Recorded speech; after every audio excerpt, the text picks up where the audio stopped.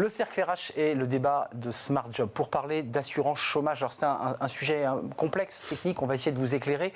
Il y a eu les accords des syndicats d'ailleurs de l'UNEDIC, mais qui n'a pas été validé d'ailleurs par le gouvernement, qui a repris en main le dossier, il faut faire des économies. Puis un autre sujet très épineux, c'est le débat des seniors avec la phrase de Bruno Le Maire sur France Info, d'ailleurs qu'il a réitéré quelques jours plus tard, où il faut aligner les durées d'indemnisation. Ça a suscité le débat, pour ne pas dire la polémique. On en parle avec mes invités. Nathalie Hannet, ravie de vous accueillir. Vous êtes la présidente de Solidarité Nouvelle face au chômage.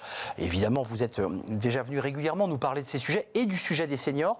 Faites-vous partie de ceux qui considèrent que c'est une régression sociale, la phrase de Bruno Le Maire, puisque certains sont montés au créneau, je pense à quelques économistes et des syndicats. Et puis Antoine Fouché est avec nous. Bonjour Antoine. Bonjour. Vous êtes le président de Quintet Conseil et vous avez été aux côtés de Muriel Pénicaud sur ces sujets lorsqu'elle était ministre du Travail, sur tous ces sujets ayant trait au travail.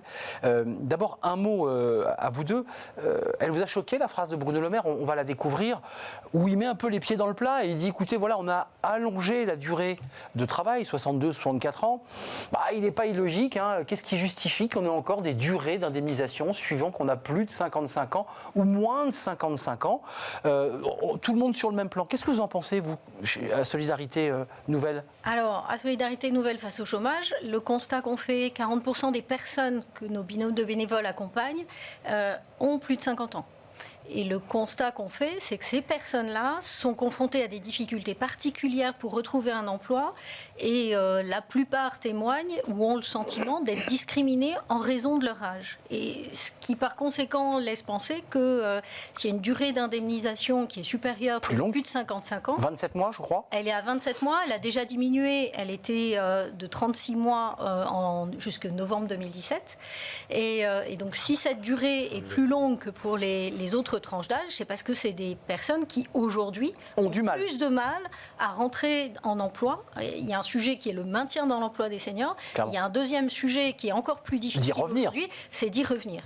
Parce que tous se trouvent exposés à ce rejet, à ces a priori divers et variés, on y reviendra, qui pèsent sur les plus de 50 ans. Donc Nathalie Hannet, vous dites globalement, il ne faut pas toucher à cette durée d'indemnisation particulière pour les plus de 55. Pour qu'on Alors, il ne faut pas y toucher tant qu'on n'aura pas sécurisé le fait et enclenché des mécanismes qui permettront à ces personnes de rester en emploi, parce que en tout cas toutes celles que nous accompagnons n'ont qu'une envie, c'est de travailler. Bien sûr.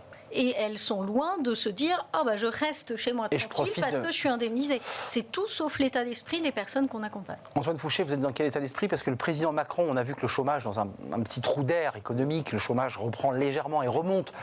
Il a eu ces mots il y a quelques jours en disant il faut se remettre au boulot, faut y aller. Il y a cette espèce de volontarisme chez lui, chez Bruno Le Maire. Est-ce que vous êtes sur la ligne de Bruno Le Maire, du président de la République, qui disent après tout, on a augmenté la durée d'indemnisation, il faut réaligner les durées d'indemnisation? Là où le ministre de l'économie a raison, je pense, c'est de mettre les pieds dans le plat, parce qu'on a une forme de contrat social implicite très hypocrite sur les seniors. C'est-à-dire tout le monde, à juste titre, s'offusque du fait que quand on est au chômage, quand on est senior, on y reste. Il y en a moins. Le taux de chômage des seniors de plus de 50 ans, c'est le plus faible. 25, les 25-49 est plus fort et les 16-25 ans sont plus forts. Ce sont les chiffres de l'INSEE. On est quasiment au plein emploi. Mais les chômeurs, quand ils vont au chômage, ils seniors, ne retrouvent pas. Ils ne retrouvent pas. Donc ça, c'est un vrai sujet. Mais notre contrat social implicite vis-à-vis d'eux, c'est que dans les entreprises, tout le monde, sans exception, syndicats compris, s'accorde et les salariés aussi, une bonne partie, s'accordent pour partir. Après, ensuite, ils se font avoir parce que le système est ils ignorent la réalité du marché du travail pour partir vers laquelle ils vont et ils n'arrivent pas à retrouver. Mais quand vous négociez un plan social, par exemple, dans les entreprises, les syndicats et les salariés seniors sont les premiers à dire mais moi, je préfère partir. Après, avec le raisonnement, en disant, les syndicats négocient. Bien sûr, et et les directions sont d'accord parce que les seniors coûtent plus cher.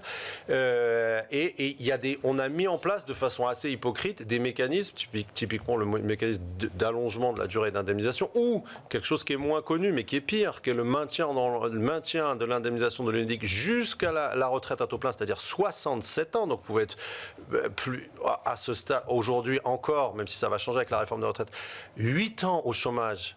De 59 à 67 ans. C'est incroyable. Donc, et ça, les premières victimes, là où je suis vraiment d'accord avec Nathalie, ce sont les gens qui pensent qu'ils sont sécurisés, qui s'engouffrent dans cette voie-là et qui se retrouvent au RSA.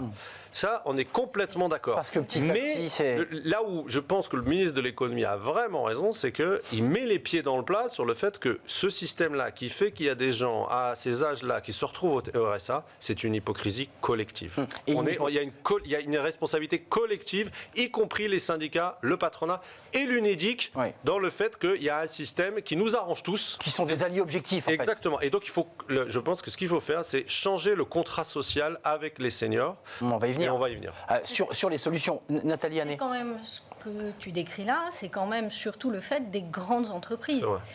Dans les petites et moyennes entreprises, il n'y a pas ces charrettes, ces plans sociaux qui permettent de faire des sorties aménagées et où les employeurs se disent, où les directions des ressources humaines se disent « Ok, je vous sécurise, il y a ce qu'on vous donne nous, l'indemnisation prend le relais, la retraite prend le relais. » Mais il y a le régime UNEDIC qui est valable pour les TPE. Oui, mais enfin, ça sera le régime UNEDIC. Aujourd'hui, pour quelqu'un qui serait au chômage à 55 ans, ce régime que tu décrivais, qui permet de cotiser jusqu'à avoir sa retraite à tout plein, il ne fonctionne qu'à partir de 59 ans et 9 mois. Et demain, ça sera à 60 ans. Nathalie Hannet, juste concrètement, parce que là, on vient de voir le diagnostic, vous êtes plus ou moins d'accord. Il y a un débat qui est posé par Bruno Le Maire, il met les pieds dans le plat. Très bien.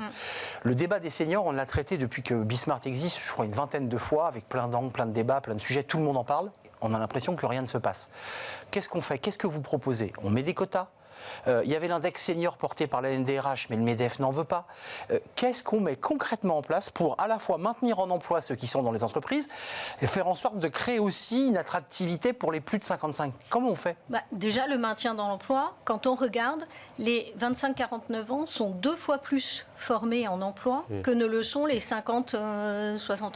Donc, on a un premier sujet qui est que tous les employeurs prennent conscience et soient investis dans le fait que former les gens de plus de 50 ans, c'est une façon de maintenir leur employabilité, c'est une façon pour eux de continuer à les utiliser. Deuxièmement, dans le maintien dans l'emploi, on a aussi des solutions de mise en place de retraite progressive et peut-être populariser ces mécanismes-là, les simplifier s'il y a en pente douce en fait. En pente douce, de façon à ce que ceux d'entre eux qui commencent à être fatigués, ont des problèmes de santé ou ont envie de passer une partie de leur temps à s'investir dans des associations, venez rejoindre Solidarité Nouvelle face au chômage, vous êtes en situation de décrocher et d'avoir un temps partiel tout en continuant à cotiser pour sa retraite. Mais quand on interroge les salariés, Antoine Fouché, parce qu'on parle de l'entreprise, d'espèce de jeu de dupes, syndicat, entreprise, UNEDIC, c'est très institutionnel, mais quand on demande aux salariés qui ont 56 ou 57 ans, il suffit de le faire dans un dîner en ville, tu as envie de bosser jusqu'à 64 ans, on entend souvent même des cadres supérieurs qui disent moi, dès que je peux, j'arrête. Il y a un vrai problème de rapport au travail, même de sens au travail, au-delà du débat très politique finalement. Oui, mais la question se pose parce qu'il existe des mécanismes ou des pratiques d'entreprise qui font que, dans certaines conditions, à partir de 59 ans, encore une fois, ça ne devient pas déconnant du tout. C'est déjà presque rationnel d'envisager d'avoir une pré-retraite. 70% du net pendant 8 ans. Sans travailler, donc ça, faut avec réformer. les cotisations assurance chômage qui sont payées par l'UNEDIC, et les assurances retraite qui sont payées par l'UNEDIC. Donc déjà, la première mesure, ce qui fait que vous avez complètement raison, depuis 20 ans, on en parle, on ne fait pas grand-chose, c'est parce qu'on n'a jamais osé jusqu'à présent s'attaquer à ça. Ça a été un tabou. Je pense que vraiment ça, il faut avoir le courage. Mais comme le dit, de le faire sauter, tout simplement. Mais comme le dit Nathalie aussi, il faut, si on fait sauter une forme de sécurisation, même si elle est perverse, parce que c'est une sécurisation qui passe pour certains et pas tous, et en plus par le chômage, il faut travailler sur les solutions. Si on en fait sauter un, il faut créer un nouveau système de sécurité. Et là, quand on fait du benchmark, on se rend compte que tous les pays qui ont un taux d'emploi élevé des seniors jusqu'à 65 ans, pays du Nord, pays du Nord évidemment, comme d'habitude, ils ont des mécanismes de temps partiel ou de retraite progressive. C'est ça. Et c'est là qu'il faut qu'on travaille dessus. La réforme des retraites qui vient de passer, elle ne fait pas le job là-dessus parce qu'elle ouvre la retraite progressive seulement à partir de 60 et bientôt 62 ans. Et donc c'est trop tard, c'est beaucoup trop tard. Si on veut organiser des formes de SAS en disant aux seniors, pour répondre à votre question sur qu'est-ce qui fait que cette fois-ci ça va marcher, c'est si on fait des vraies incitations aux personnes à rester dans l'emploi et aux entreprises à garder les seniors et à former les seniors. C'est ça qui fera le job. Vous rejoignez d'ailleurs là. Et si on supprime évidemment toutes les incitations à aller au chômage. Et pour faire ça, mais le MEDEF on a pas fait un très envie, régime. parce qu'en fait, il dégraisse, je dirais, à faible coût. Mais les syndicats non plus. C'est là où, en fait, ce qui fait aussi que depuis 20 ans, ça ne bouge pas, c'est qu'il y a une forme d'entente hypocrite entre tous les acteurs, UNEDIC, syndicats, patronat, parce que ce système-là, malgré tous ses inconvénients, il est quand même celui qui nous arrange à tous le plus. Sur le dos de la collectivité. Donc, il faut changer sur le dos de la collectivité et des seniors qui se retrouvent, gros gens comme devant, au RSA. Et donc, il faut changer ce contrat-là. Et encore une fois, quand on fait du benchmark, la moins mauvaise, je ne dis pas que c'est la meilleure, mais la moins mauvaise manière de faire, c'est de travailler un peu moins, d'être payé un peu moins, de ne pas perdre à la retraite, ce qui fait que le même dîner en ville, si vous dites aux personnes, voilà, tu vas continuer à travailler, mais 70% du temps, payer 85% et tu auras 100% de ta retraite, peut-être que la réponse sera différente. OK, je reste. Et tu dégages un petit peu de temps libre supplémentaire. Du temps libre, et en plus, ça peut être du temps libre qui est organisé dans la transmission de compétences. Ça, il y a un énorme gâchis. Il y a un savoir-faire expérimental, relationnel. Et ça, l'IA ne changera rien à ça. Donc, il y a des trésors de compétences gâchés des seniors qu'il faut absolument exploiter en leur libérant du temps. Juste un mot, parce qu'il nous reste peu de temps, j'en suis désolé, c'est passionnant. Vous avez vu cet accord UNEDIC, tout le monde s'est dit c'est formidable, les syndicats l'ont validé. Et puis le gouvernement, il y a quelques jours, a dit ah non, on ne le valide pas. Vous avez vu le fin mot? C'est parce qu'en fait, si j'ai bien compris, les syndicats n'auraient pas mis dans cet accord le passage de 62 à 64 ans, qui est quand même l'axe fort de la réforme des retraites. Non? Vous avez vu ce... Oui, bien sûr. C'est logique. C'est amusant, non? Ça aurait été absurde. Ils n'avaient pas entendu qu'on avait allongé la durée. Valide l'accord, ça aurait été absurde. Parce qu'il y a non seulement ça, et puis sur quelques mesures aussi, ils vont dans le sens contraire à ce qui a été fait dans le premier quinquennat, alors que le président lui-même dit le plein emploi, on n'y est pas. Donc à un moment donné, le gouvernement, sur ce coup-là, a été cohérent. Il était cohérent, et puis il y a aussi 440 millions d'euros à trouver, il faut quand même le dire. Il y a aussi une idée de serrer un tout petit peu les boulons. Une mesure proposée par Bruno Le Maire. Exactement. Il y a un lien, c'est pour ça que je lis les deux, parce qu'il y a quand même l'idée à la fois de réduire les coûts, et de remettre tout le monde au travail, parce que c'est un peu ça la grande philosophie depuis. Mais c'est là, c'est là où il y a un aspect du sujet dont on n'a pas parlé encore à ce stade, c'est ce que vivent les seniors qui sont dans cette situation. Moi, je vais vous parler de Laurent, il a 57 ans, il a des diplômes, des formations qu'il a réactualisées dans le domaine et de la musique, de la radio et de la photo.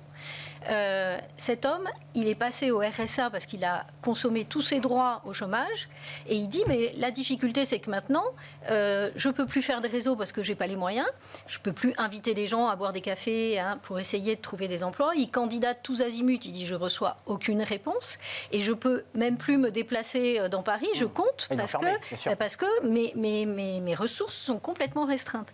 Et donc en fait on a des gens qui prient dans le système qu'on a décrit ensemble tout à l'heure, s'ils tombent dans la trappe de pauvreté et sont plus en capacité même de remobiliser ou de disposer de l'énergie nécessaire pour se remettre le au travail. Se dégrade aussi.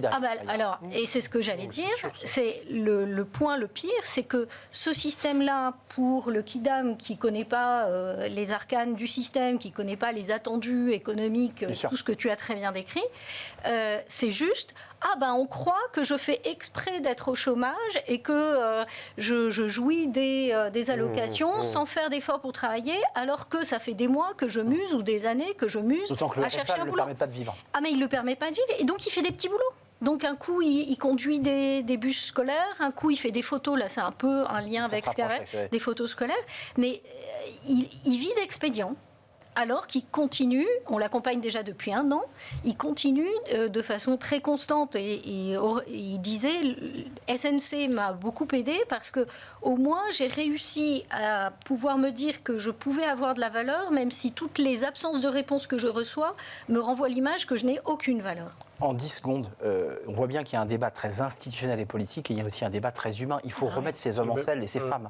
C'est un gâchis social. Il faut régler le problème institutionnel en partant des problèmes humains. C'est ça. Et alors qu'on n'a jamais fait ça, on s'est mis d'accord entre acteurs institutionnels sur des considérations financières et politiques. Il faut repartir des gens pour créer un nouveau système de sécurité. Et créer le chemin.